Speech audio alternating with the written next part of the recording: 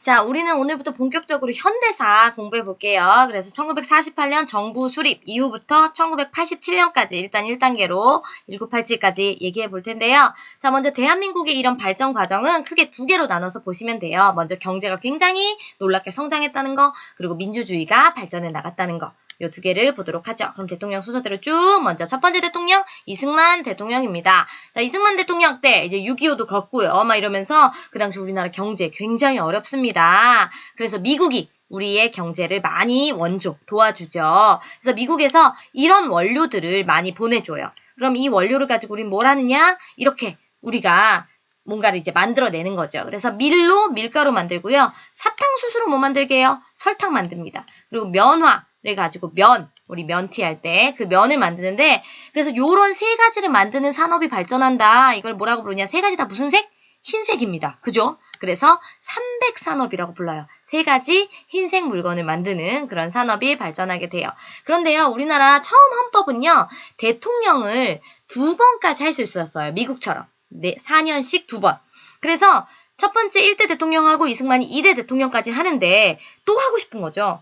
그래서 이승만이 헌법을 바꿔요. 개헌. 그래서 3번 대통령까지 하는 거죠. 그러면서 독재를 해 나가는데 4번째도 하고 싶은 겁니다.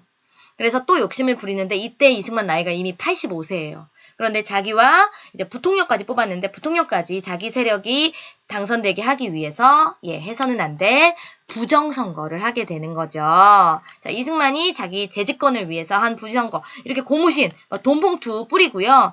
이거 보실래요? 손잡고 투표소에 같이 들어가요. 그러니까 서로 누구 하는지 감시하게 하는 거죠. 그리고 미리 투표를 해놓고 투표함을 바꿔치기 한다거나 투표소에 깡패들 배치해가지고 누구 찍나 이렇게 보게 하는 거. 이런 3.15 부정선거 완전 민주주의를 훼손시킨 거죠. 이거에다가 안 그래도 이승만 독재에 대한 불만이 섞여서 결국은 이것이 원인이 되어서 4.19 혁명이라는 혁명이 일어나게 된 겁니다. 자, 4.19 혁명은 그죠? 3.15 부정선거에 대한 반대 시위에서 시작됩니다. 그런데 이 3.15 부정선거 반대하는 시위에 참여했던 학생 한 명이 김주열이라는 당시 고등학교 1학년 학생이 그 시신이 바다에서 떠올라요. 이게 어떻게 된 일이냐면 시위에 갔다가 눈에 최루탄 조각을 맞은 거죠. 그런데 경찰이 그 시신을 그냥 바다에 던져버린 거예요. 그러니까 그 시신이 실종돼서 못 찾고 있다가 바다 위에서 떠오르니까 이제 국민들이 분노를 한 겁니다. 경찰이 학생을 이렇게 죽였구나. 결국 시위가 전국으로 확산된 게 4월 19일. 그러면 이런 주장을 하겠죠. 경찰은 이것을 무자별한 총격으로 맞서려고 합니다. 막으려고 합니다. 결국 여러 다른 대학 교수님들까지 시위에 합류하게 되고 결국 4.19 혁명은 어떤 결과를 낳을까요? 바로 이승만 대통령이 하야 물러나는 것으로 끝나게 됩니다. 여러분 하야라는 말 얼마 전에도 많이 들으셨죠? 그래서 대통령 하야 발표에서 나는 대통령직을 사임할 것이고 선거를 다시 하도록 지시하겠다. 결국 국민들이 해낸 겁니다. 뭘?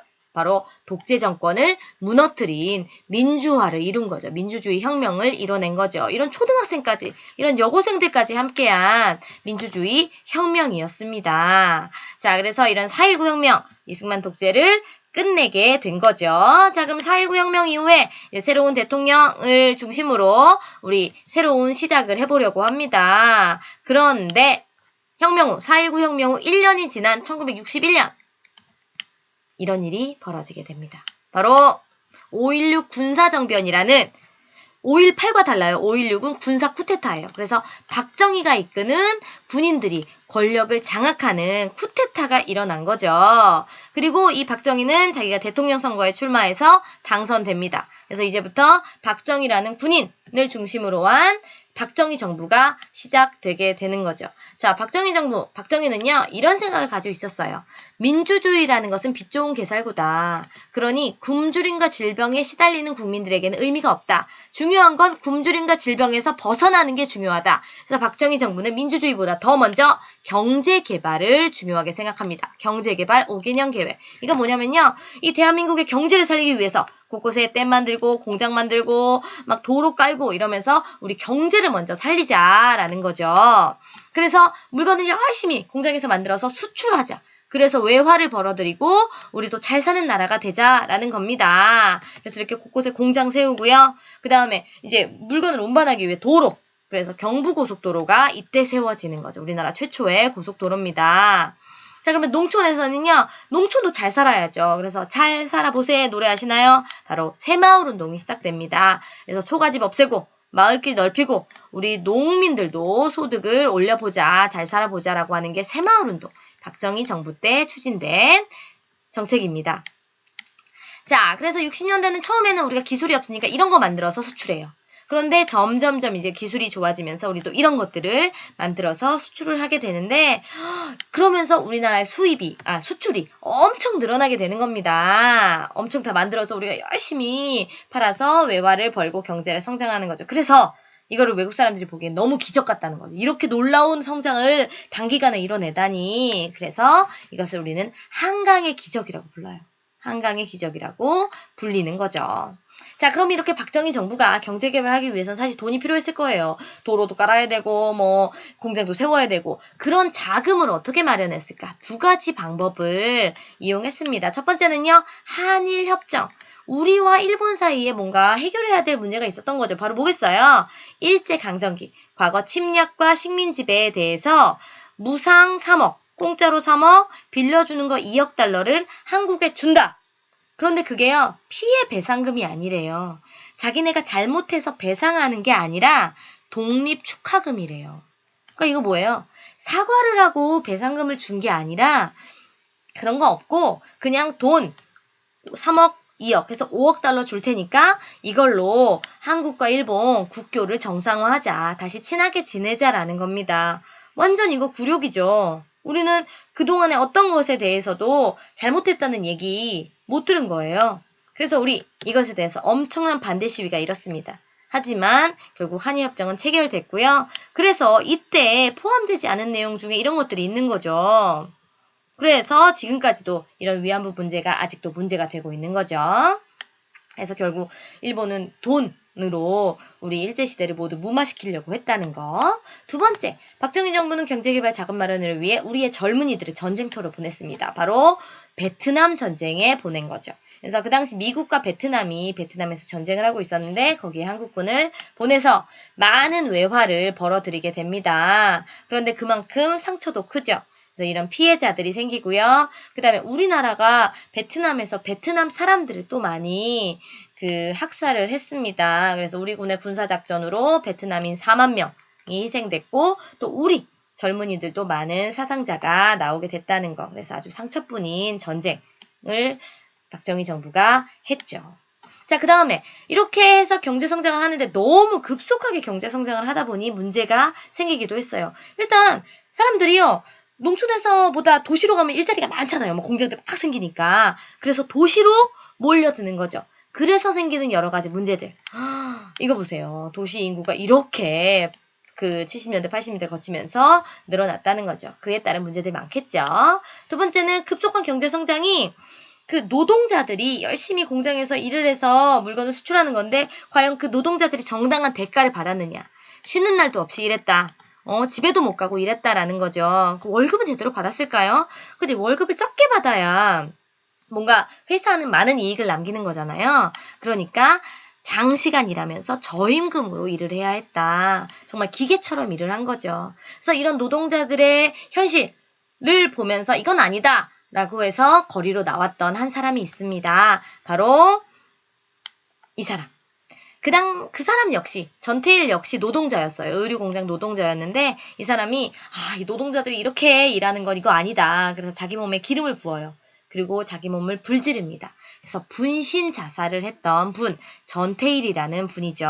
그래서 그 당시 법이 있어요. 몇 시간 일해야 된다. 그 다음에 얼마 받아야 된다라는 근로기준법이 있는데, 그거를 지키지 않는 거죠, 회사에서는. 그래서 우리는 기계가 아니다. 라고 하면서, 분신 자살했던 분 전태일. 그래서 꼭 기억하셨으면 좋겠습니다.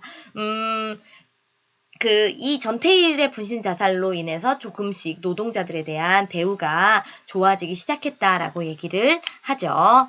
자, 그럼 박정희 이렇게 노동자들의 희생을 바탕으로 경제를 막 성장시켜 나갔는데 그러면 권력욕은 어디까지 갔을까요? 먼저 아까 2번까지 대통령 할 수 있다고 했는데 이승만과 마찬가지로 박정희도 삼성 개헌 3번까지 할 수 있다. 그래서 대통령을 또 해요. 그러더니 4번째도 하고 싶은데 안 될 것 같았나 봐요. 그래서 1972년에 유신이란 걸 선포합니다. 유신은 말의 뜻은 새롭게 한다는 거예요. 그런데 그 내용을 보면 전혀 새롭지 않습니다. 바로 유신은 대통령에게 모든 것이 집중된 유신 헌법을 발표한 거죠. 이 유신 헌법 내용 한번 보실래요? 대통령은 이런 곳에서 투표로 선거한대요. 여기는 완전 대통령 박정희를 따르는 사람들만 있는 겁니다. 여기서 투표로 선거한다. 그러니까 국민들의 직접 선거가 아닌 거죠. 대통령을 제한이 없어요. 그러니까 영원히 할 수 있어요. 그 다음에 대통령이 국회의원과 법관을 임명할 수 있고요. 대통령은 국민의 자유와 권리를 정지시키는 그런 긴급조치할 수 있어요. 그리고 대통령은 국회를 해산할 수 있어요. 이게 유신헌법이에요. 그러니까 말만 법이지 법으로 국민들의 자유와 권리를 완전히 다 억누르고 있는 거죠. 그래서 조금만 뭐 대통령에게 비판한다 그럼 바로 군대가 이렇게 출동을 하게 되는 시대가 유신 시대입니다. 얼마나 이 1970년 유신 시대는 숨이 막히냐면요. 머리, 치마 다 단속해요. 그 다음에 통행 금지가 있어요. 그래서 12시가 되면 사이렌이 울리고 다 집으로 돌아가야 되는 거죠. 당연히 집회나 시위 같은 건 금지됐을 것이고 가요 같은 것도 제대로 부르지도 못해요. 금지곡. 그 다음에 영화 같은 것도 다 사전에 검사해서 마음에 드는 영화만 허락해 주는 거죠. 바로 이런 숨막히는 유신시대가 70년대였습니다. 그런데 시위도 제대로 할 수 없죠. 그런데 시위가 벌어지는 거죠. 결국 참다 유신을 멈춰라, 독재를 멈춰라 라고 하는 시위. 바로 1979년에 부마 민주항쟁이라는 것이 일어나게 됩니다. 왜 부마냐면요. 부산과 마산의 시민들과 학생들이 시위를 한 거예요. 그래서 유신에 반대하는 투쟁을 한 거죠. 근데 이걸로 박정희가 물러나게 되느냐? 아닙니다. 박정희 끝에 어떻게 되죠? 맞아요. 바로 박정희 대통령은 피살되는 것으로 이 유신시대가 끝이 나게 돼요. 박정희의 부하였던 김재규가 총을 쏜 거죠. 그래서 이게 1979년 10월 26일, 그래서 12.6 사태라고 부르는데요. 이때 김재규가 마지막으로 했던 말이 국민 여러분, 박정희를 죽이면서 이제 민주주의를 만끽하십시오라고 얘기한 거죠. 그래서 박정희 대통령은 이렇게 피살되고 결국 7년의 박정희 유신 독재 그리고 전체 다 합하면 18년의 독재는 결국 끝이 나게 됩니다. 자, 그러면 사람들은 이제 진짜 민주주의가 시작되기를 유신 시대 끝났고 먼저 정말로 민주주의 시대가 시작되기를 바랍니다. 그런데 다시 권력은 군인에게 어머나 또다시 그해 12월에 전두환과 노태우라는 군인들이 신군부, 새로운 군부다 우리는 이라고 하면서 또다시 군사정변을 똑같이 일으킨 거예요. 그래서 권력을 잡습니다. 이 사건을 우리는 12월 12일, 그래서 12.12 사태라고 부르고요. 다시 군사 시대가 시작된 거죠. 여기부터 좀 끊어서 할게요.